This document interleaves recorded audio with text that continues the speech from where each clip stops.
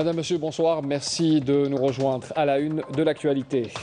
Le Premier ministre, ministre des Finances, Ayman Ben Abdelrahman, a présidé ce lundi une réunion du gouvernement tenue au Palais du gouvernement. 2 projets de décret présidentiel et un projet de décret exécutif, ainsi qu'une communication sectorielle étaient à l'ordre du jour. On y revient dans un instant.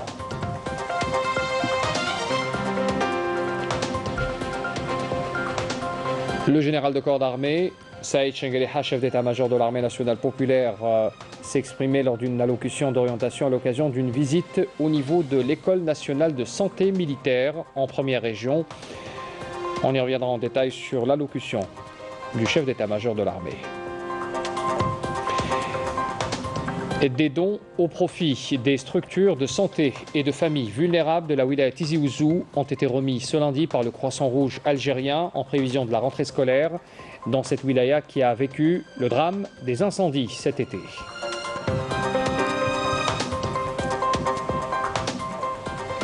Et puis à l'instar de tous les établissements scolaires du pays, l'école des jeunes malvoyants de Draria à Alger s'apprête à accueillir ses 172 élèves répartis entre le cycle du primaire et du moyen. L'occasion pour nous de parler aussi du travail extraordinaire accompli par l'un de nos compatriotes établis en Italie, qui est actif depuis 20 ans dans une association solidaire envers les malvoyants en Algérie. Son portrait à suivre également dans ce journal. Bienvenue à tous. Le Premier ministre, ministre des Finances, Ayman Ben Abdelrahman, a présidé ce lundi une réunion du Conseil du gouvernement tenue au palais du gouvernement. Conformément à l'ordre du jour, les membres du gouvernement ont examiné 2 projets de décret présidentiel et un projet de décret exécutif introduits par les ministres en charge de la jeunesse et du tourisme et des télécommunications. Notez également qu'une communication a été présentée par la ministre de la Solidarité nationale, de la famille et de la condition de la femme. En premier lieu, le gouvernement a entendu un exposé présenté par le ministre de la Jeunesse et des Sports relatif au projet de décret présidentiel fixant les attributions et la composition ainsi que l'organisation et le fonctionnement du Conseil supérieur de la jeunesse. Le gouvernement a entendu aussi un exposé présenté par le ministre du Tourisme et de l'Artisanat relatif au projet de décret présidentiel modifiant et complétant le décret présidentiel numéro 02-479 daté du 31 décembre 2002 portant création du Conseil national du tourisme et fixant ses attributions, son organisation et son fonctionnement également. Le gouvernement a entendu aussi un exposé présenté par le ministre de la Poste et des Télécommunications relatif au projet de décret exécutif fixant les principes de tarification des services de certification électronique. Et puis le gouvernement a entendu aussi une communication de la ministre de la Solidarité nationale, de la famille et de la condition de la femme sur le dispositif de prise en charge scolaire des enfants atteints de troubles du spectre de l'autisme en prévision de cette rentrée scolaire 2021-2022. Dans l'actualité également, le ministre des Affaires étrangères et de la communauté nationale à l'étranger, Ramtal Lamamra, participe ce lundi à New York au segment de haut niveau de la 76e session de l'Assemblée générale des Nations unies jusqu'au 28 de ce mois. Ramtal Lamamra s'entretiendra entre autres avec le secrétaire général de l'ONU, Antonio Guterres, et le président de l'Assemblée générale, Abdullah Shahid, sur les questions relatives à la paix et à la sécurité internationale et prévoit également de s'entretenir avec plusieurs de ses homologues des États membres de l'ONU sur des questions bilatérales et des dossiers d'intérêt commun au niveau régional et international également. Le général de corps d'armée, chef d'état-major de l'armée nationale populaire, Saïd Chengueleha, a mis en avant ce lundi la cohésion et la solidarité entre les secteurs sanitaires, militaires et civils durant les catastrophes et les crises, qualifiant la sécurité sanitaire d'indissociable entre les 2 parties. Le général de corps d'armée s'exprimait, il faut le rappeler, lors d'une allocution d'orientation à l'occasion d'une visite au niveau de l'École nationale de santé militaire en première région, effectuée suite à la désignation du général-major Souid Mohamed El-Bachir dans les fonctions du directeur central des services de la santé militaire par intérim. Abdul Majid Makassi.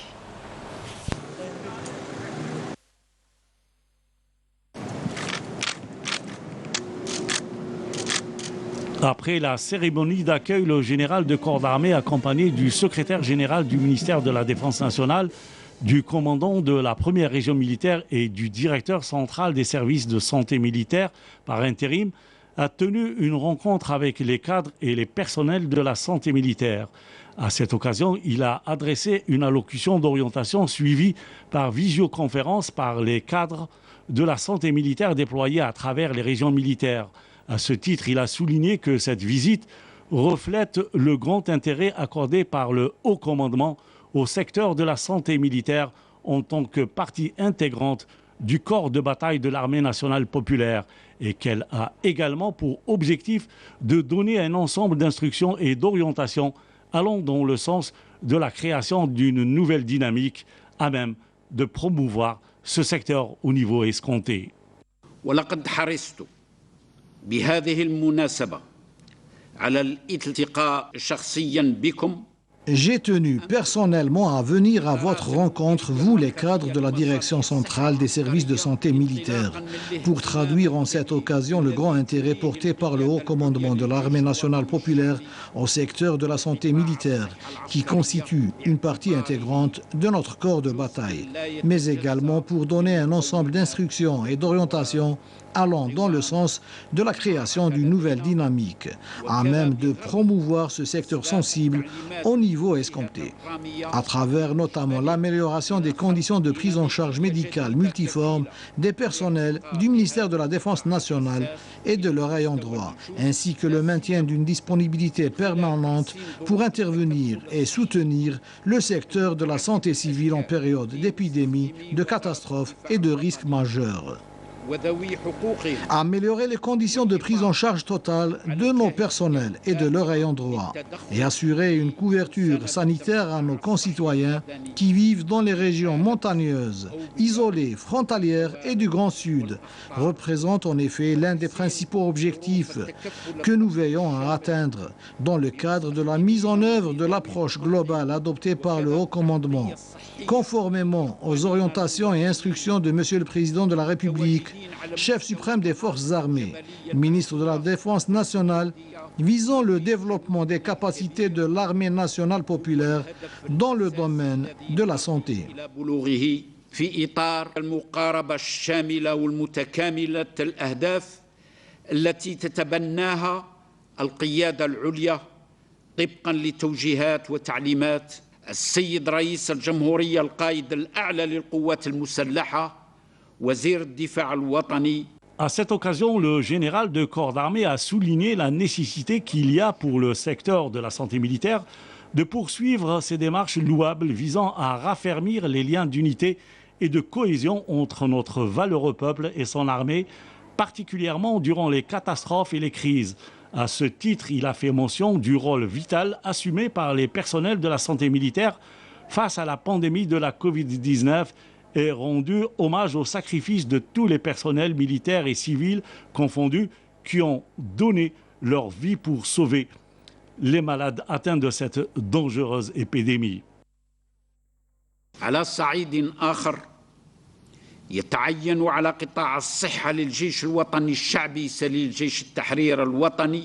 Sur un autre chapitre, le secteur sanitaire de l'armée nationale populaire, digne héritière de l'armée de libération nationale, est appelé à poursuivre ses démarches louables visant à consolider les liens d'unité et de cohésion entre notre valeureux peuple et son armée, particulièrement durant les catastrophes et les crises.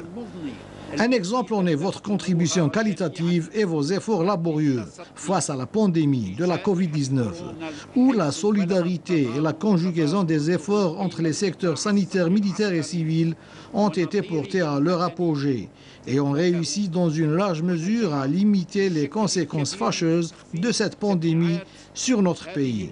Cette maîtrise quasi totale de la situation a apporté à l'armée nationale populaire un sentiment de satisfaction et de fierté et une grande force morale qui lui servira sans nul doute à œuvrer davantage à réunir les exigences de la sécurité et de la stabilité dans notre cher pays. Il va sans dire que la sécurité sanitaire est indissociable de la sécurité globale et durable et celle-ci demeure pour nous un objectif majeur qu'il faut atteindre, quelles que soient les circonstances.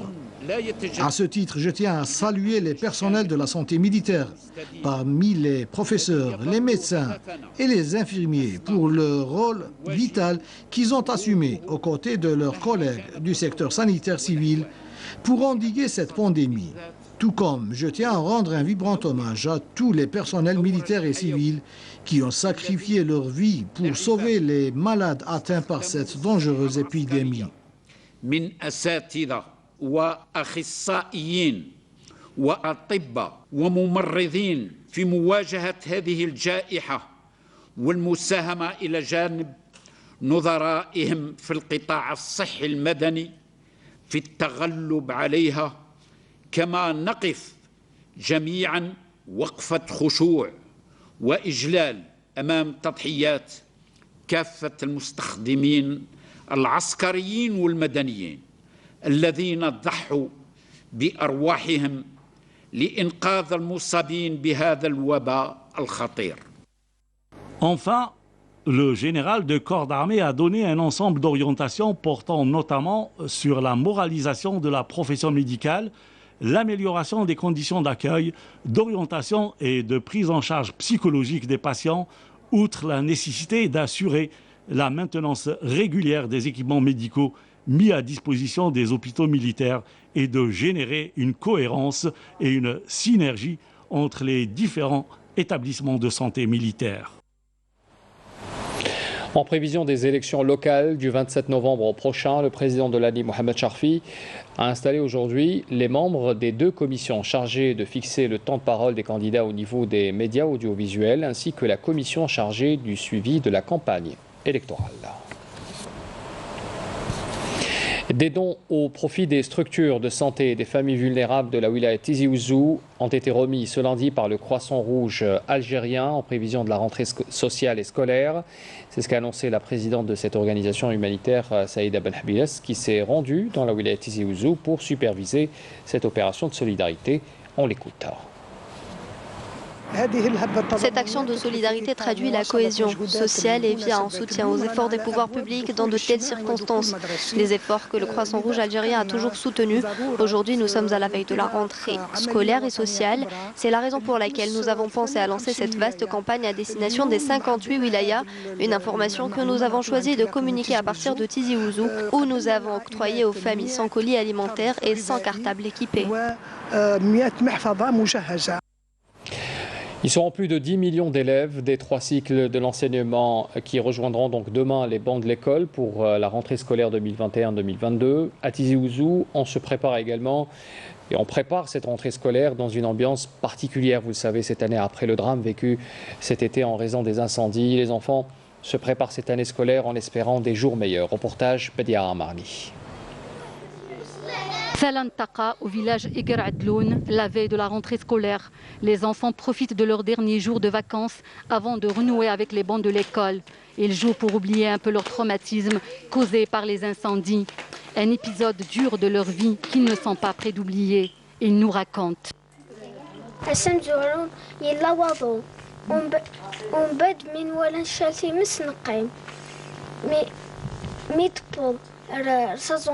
Au départ, il y avait du vent. Ensuite, nous avons vu arriver le feu et nous avons fui. À notre retour, nous avons trouvé nos maisons saines et sauves, sauf la maison de Tata Akil. Elle a brûlé. Je suis contente de retourner à l'école.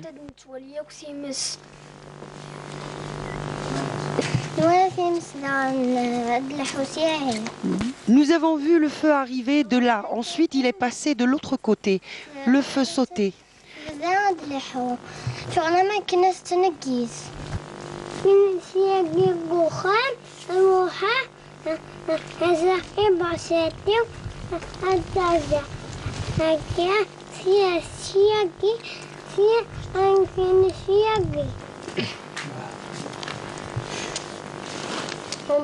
Le feu nous a fait peur. Nous avons fui.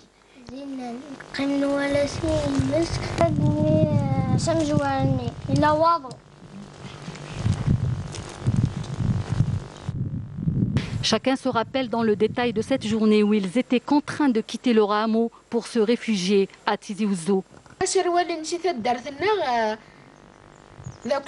Nous avons tous fui. Il restait mes parents qui évacuaient nos animaux. J'avais trop peur pour eux. Nous avons traversé le feu en voiture. L'association Igren Tousna du village Ait Tudert a fait un travail sur le plan psychologique avant la rentrée scolaire. Donc après le ravage qu'a fait les incendies dans notre région, c'est-à-dire notre association était l'intermédiaire entre les donateurs et les familles sinistrées.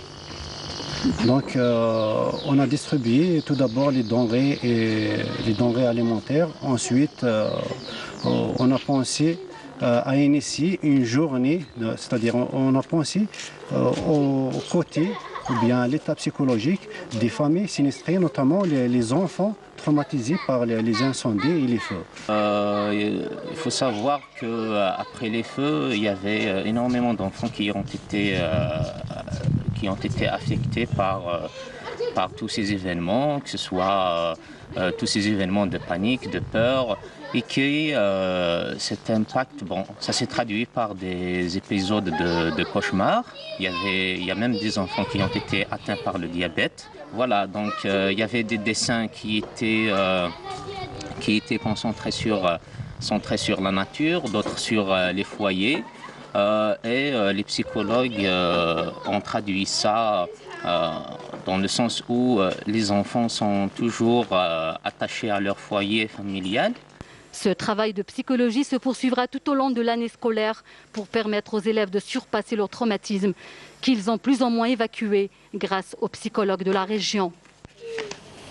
Voilà donc pour cette rentrée à Tizi Ouzou. Et puis à l'instar de tous les établissements scolaires du pays, l'école des jeunes malvoyants de Draria à Alger s'apprête à accueillir elle aussi ses élèves répartis entre les cycles du primaire et du moyen, y compris les externes.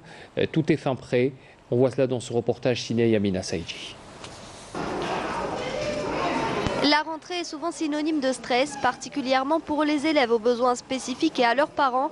À l'école des non-voyants de Draria, les enseignants et le personnel administratif sont à pied d'œuvre pour garantir aux élèves une bonne prise en charge. La prise en charge des enfants handicapés visuels au niveau de cette école, c'est une prise en charge un peu spéciale par rapport aux autres écoles. C'est la prise en charge spécifique. On ne peut pas acheter ce matériel facilement parce que c'est un matériel importé. Il n'est pas disponible au niveau de notre pays. On a le même programme que l'éducation, sauf qu'il y a quelques détails, c'est-à-dire un livre scolaire adapté. On a aussi la tablette, le poinçon, on a aussi le poinçon, pardon, on a la guitare, on a aussi l'ardoise, on appelle comme ça l'ardoise, on a le BAF, c'est-à-dire on base beaucoup plus sur les extraits sonores. Un matériel didactique adapté aux non-voyants est disponible pour faciliter l'enseignement et l'apprentissage. Cet établissement spécialisé dispose également d'une classe spéciale pour les jeunes enfants souffrant de troubles du comportement tels que l'autisme ou même d'instabilité psychologique. Le travail se fait individuellement, donc on essaie d'intégrer quelques-uns d'entre eux dans des classes supérieures, enfin, première année, deuxième année, et on a réussi. D'accord. Alors une fois ils sont stables, ils arrivent à apprendre, ils ne dérangent pas les autres et tout. On les intègre quand même dans les autres classes. Et d'autres, voilà, on fait un travail vraiment de latéralité, de toucher, de l'autonomie surtout. Le premier objectif c'est qu'ils soient autonomes. Cet établissement s'apprête à accueillir près de 200 élèves, dont 102 pour le cycle primaire, prêts à se donner à fond tout en espérant avoir plus de moyens afin d'assurer ces services à un nombre plus élevé d'élèves aux besoins spécifiques. En Italie, un de nos compatriotes a consacré ses 20 dernières années à apporter aide et assistance aux malvoyants en Algérie. Son incroyable effort solidaire a permis à beaucoup de structures spécialisées de bénéficier d'équipements adaptés comme celle de Draria, comme celle qu'on vient de voir donc à Draria. Ces 2 dernières années ont été très dures pour lui en raison du Covid-19. Les actions solidaires ont dû être interrompues pour des raisons de logistique. Reportage Fellab Nour et Yannis Saïd Belkacem. Dans ces cartons, un matériel didactique et sportif pour non-voyants, l'équivalent d'un conteneur, Nordin Amerouche, un Algérien de Bologne en Italie, ou Nino comme tout le monde l'appelle, a fait cette collecte pendant toute cette période du Covid. Une période qui l'a séparé de son pays qui lui manque. Oui, bien sûr. Oui, beaucoup. Beaucoup. Et on espère venir en fin de l'année. On pourra venir, Inch'Allah. Pour le Covid, ben, j'ai eu le Covid aussi, j'étais à l'hôpital. Je suis resté à l'hôpital 2 semaines d'hôpital. J'ai souffert beaucoup, mais j'ai plus souffert pour l'Algérie que pour le Covid. Résident en Italie depuis plus de 40 ans, Nordin crée l'association Cannes pour l'Afrique suite au décès de son père et sa rencontre avec un enfant non-voyant qui a changé le cours de sa vie. Il est présent en Algérie au moins 2 fois par an pour amener des ballons sonores, tablettes, cannes, un matériel avec lequel il a sillonné les 4 coins de l'Algérie pour rendre ces personnes autonomes. Donc on pourrait avoir une autorisation permanente qui pourra nous permettre de faire entrer quand on veut le matériel pour handicapés. Je répète, matériel pour handicapés, rien d'autre.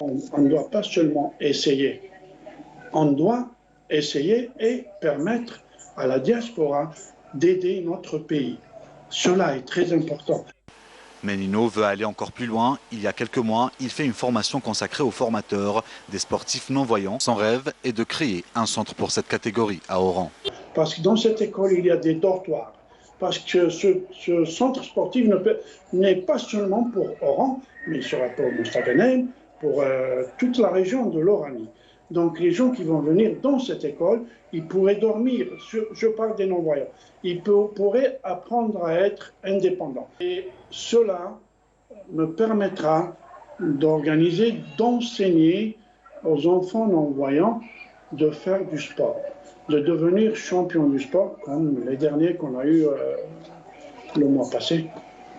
Donc, ça coûtera rien, ça coûtera absolument rien au gouvernement. On s'en chargera de tout. L'association Cannes pour l'Afrique est prête à prendre en charge la formation de formateurs dans le domaine du sport en Algérie ou en Italie, dans l'espoir de semer une graine de champion de haut niveau.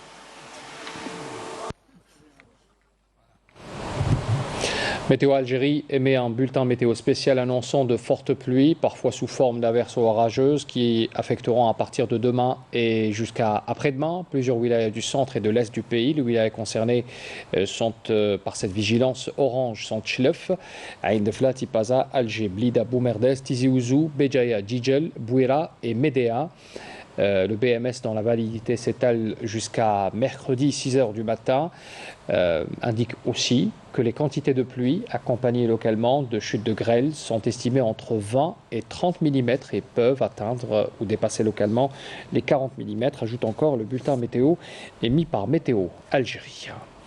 Le mois de septembre, c'est un mois propice à la récolte des arachides dans la wilaya de Taraf. C'est la saison de la production prévisionnelle de la cacahuète appelée la petite caloise. Elle est estimée à 24 000 quintaux. Reportage Saïda Mayouf. Dans la localité de Riria, commune Berihan au nord-ouest de Taraf, l'exploitation Bouzidi de 6 hectares est en pleine cueillette d'arachides. La production prévisionnelle pour cette saison est de l'ordre de 24 000 quintaux pour cette culture ancestrale dans la région, cultivée principalement sur le cordon dunaire des plaines sablonneuses de la bande frontalière algéro-tunisienne. On estime une production de 20 quintaux à l'hectare qui de plus est totalement bio. Nous avons assisté en février 2020 à la foire agricole de Paris. Notre produit a eu beaucoup de succès et on a eu des contacts fructueux avec des partenaires étrangers pour exporter dans le futur. Car avec une superficie de 1200 hectares dans les régions de Berihan, Ain Lahsel, El Frin, El Qala, Mtboul, une abondance du produit est affichée. Où on sème un grain, il nous donne du 30 à 40 grains. Elle est menée en bio, aucun grain d'engrais n'est utilisé, aucun produit phytosanitaire n'est utilisé. Tout est manuel. On n'utilise pas la mécanisation parce que ça manque de planteuses et de récolteuses pour cette filière. Et on compte la faire développer. Une main-d'œuvre locale principalement féminine maîtrisant les techniques manuelles et armée de beaucoup de patience s'attelle à achever toutes les opérations nécessaires post-cueillette comme le nettoyage et le séchage afin d'éviter tout pourrissement de la récolte.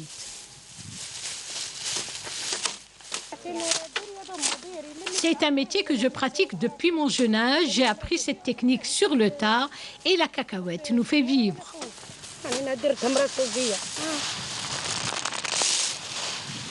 Appelée la petite caloise pour la savoureuse cacahuète d'Ataraf, les efforts se focalisent à présent sur la labellisation de ce produit du terroir afin qu'il puisse connaître sa véritable vitesse de croisière.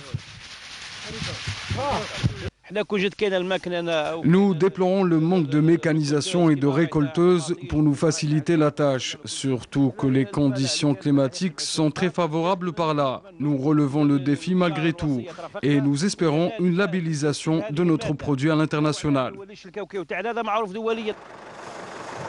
Une meilleure valorisation de cette filière d'arachide passe inévitablement par la modernisation des moyens d'irrigation et le recours à la mécanisation dans tout le processus culturel, depuis la plantation jusqu'à la cueillette.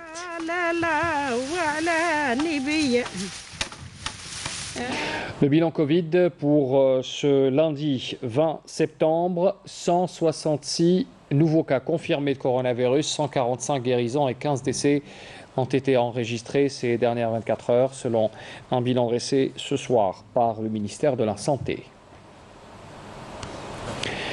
Le ministère de la Communication a qualifié ce lundi dans un communiqué la suppression par le quotidien Al-Watan de Jamaa al-Jazair ou du minaret de Jamaa al-Jazair sur la photo du convoi funéraire de l'ex-président Abdelaziz Bouteflika de violation flagrante des lois et entorse aux règles du professionnalisme. La suppression étonnante de Jamaa al-Jazair de la une du numéro 9438 du quotidien Al-Watan paru ce 20 septembre a suscité une grande consternation et une incompréhension du fait de la sensibilité de cet acte bizarre et injustifié par rapport à l'affect même de la nation, en ce sens qu'il s'agit du plus fort symbole et fondement de l'identité nationale et composant de la personnalité algérienne ciblée par divers voies et moyens, a relevé encore le ministère de la Communication dans un communiqué. Le même ministère exhorte le journal Watan et l'ensemble des journalistes au professionnalisme requis et au respect des règles de l'autoresponsabilité, de la responsabilité juridique et de l'éthique de la profession. Face à ces violations, le ministère se réserve pleinement le droit d'engager les poursuites judiciaires qu'impose ce cas de figure, conclut encore le communiqué du ministère de la Communication.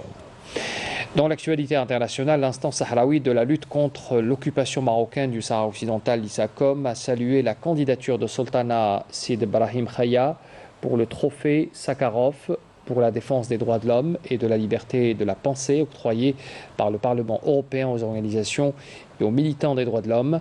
L'instance estime que la candidature de Khaya devrait donner un nouvel essor à la lutte du peuple sahraoui et un soutien moral à la résistance de ses militants et militantes et à tous les sympathisants de sa cause juste à travers le monde. Un mot sur le sport pour vous dire que le match de la 4e journée des éliminatoires africaines du Mondial 2022 pour le groupe A entre le Niger et l'Algérie, initialement prévu le 11 octobre à Niamey, a été finalement décalé de 24 heures. C'est ce qu'a annoncé la FAF, qui a informé qu'elle a demandé dans le même sillage de décaler l'horaire du match de la 3e journée Niger-Algérie, prévu le vendredi 8 octobre au stade du Shahid Mustafa Chaker de Blida pour 20h au lieu de 17h comme fixé au préalable. C'était la dernière information de ce journal. Merci de l'avoir suivi. Je vous souhaite une excellente soirée et à partir de demain, retrouvez Nour Moqaddam pour l'édition de la mi-journée. Très bonne soirée à tous.